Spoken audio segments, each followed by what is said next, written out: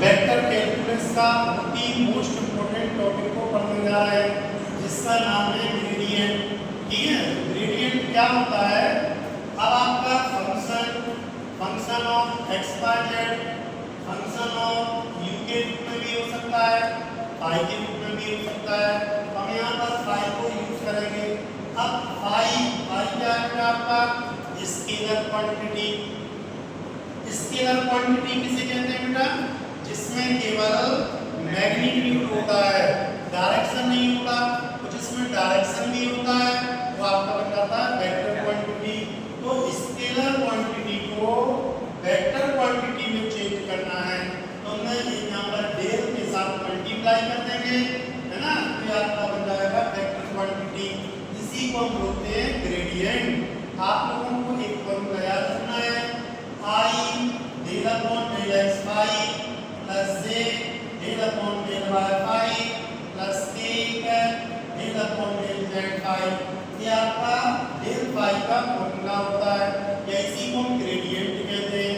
देखिए क्वेश्चन कैसा आता है पेपर में। तो ये क्वेश्चन है का देखो, phi equal X square plus Y square plus Z square, find the gradient of function at point इतना। इसका मतलब क्या है? यानी हमें इस पॉइंट पर इस फंक्शन का ग्रेडियंट फाइंड करना है।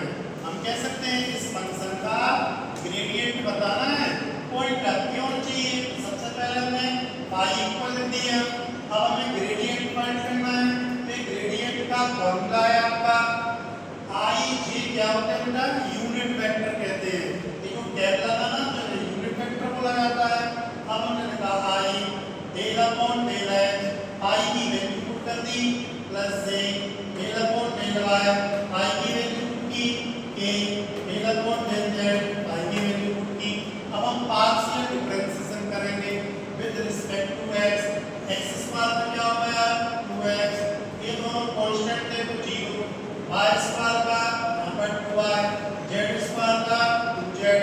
अब लेकिन उसमें दिया है इन पॉइंटों पर बताना है। ये पॉइंट मतलब ये x का z की वैल्यू है तो हम x की जगह पर 1 पुट करेंगे, y की वैल्यू 2 पुट करेंगे, z इक्वल 3 पुट करेंगे। तो यहाँ पर आई 2 × 1 प्लस j 2 × 2 के 2 × 3 मल्टीप्लाई किया तो है 2y, ये 4j और आपका 6 सेकेंड।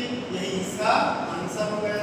ध्यान से देखना, आप एक ग्रेडियंट का टॉपिक पढ़ोगे, इसी के आगे जो नेक्स्ट टॉपिक होगा वो तब आपको समझ में आएगा। क्या नाम इसका?